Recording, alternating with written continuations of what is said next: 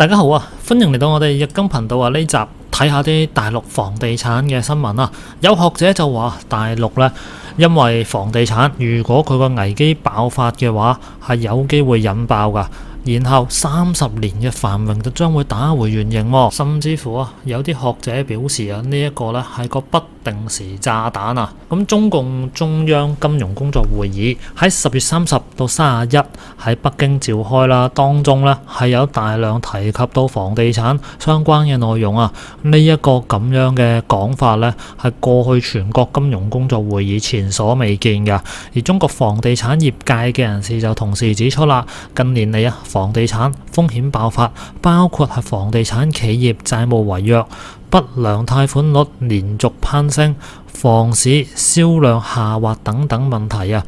而房地產系統性風險就衝擊金融安全啦，金融體系係需要全面去應對相關嘅風險啊。而中國經濟學者程曉龍佢有講到啊，佢曾經呢係擔任中國經濟體系改革研究所綜合研究室嘅主任，佢對中國嘅體系同埋運作都有一定了解嘅。佢而家覺得呢，中國嘅房地產業界嘅危機前所未有，亦都好難睇出點樣解決。佢提到啦，房地產泡沫係金融制度催生嘅，亦即係話係相輔相成。最大問題就係銀行啦，而銀行係又貪婪又頭腦簡單。大陸嘅銀行佢又話到佢哋係風險意識嚴重不足，造成呢個結果。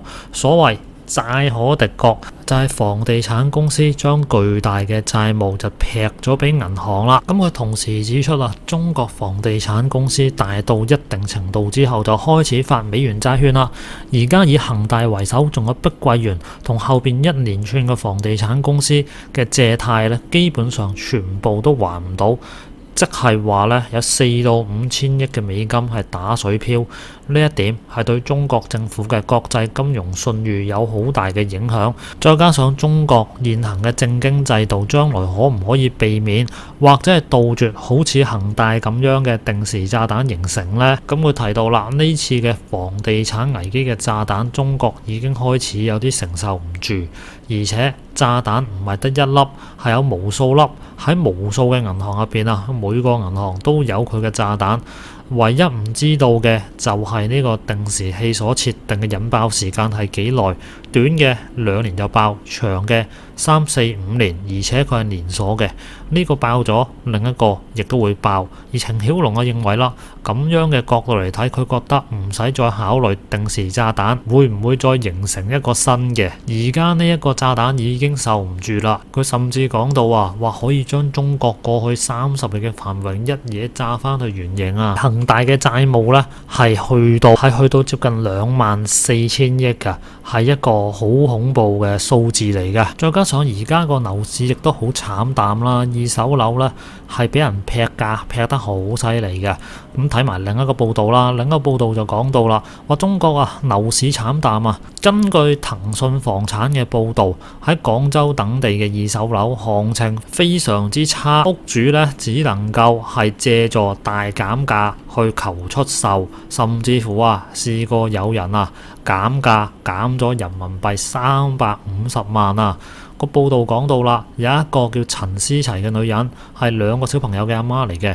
2016年佢就買咗廣州海珠區琶洲約莫128平嘅公寓，當時單價係4萬蚊1平方啊，總價就510萬，每個月嘅貸款2萬蚊人民幣啊。因為種種嘅家庭因素導致而家還貸款好困難啊，於是乎呢，就決定要賣咗佢啦。咁起初呢，佢2021年8月份開價係1150萬人民幣嘅，之後無人問津，咁跟住降價100萬，去到1050萬。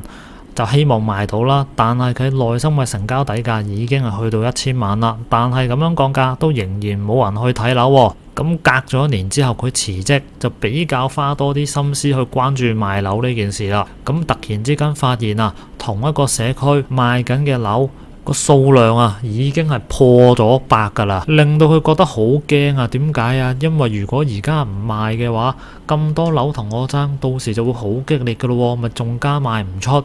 因為當時啊，得佢老公係屋企嘅經濟來源啊。廣州呢層樓如果賣唔出嘅話，深圳嘅公寓都要俾房貸噶，可以講得上係兩邊一齊燒噶，邊有咁多錢啊？而今年年初啊，同一個社區入邊同佢同戶型嘅二手樓就以867萬成交，然後即刻有人開價，又同佢講870萬願意買佢層樓啦。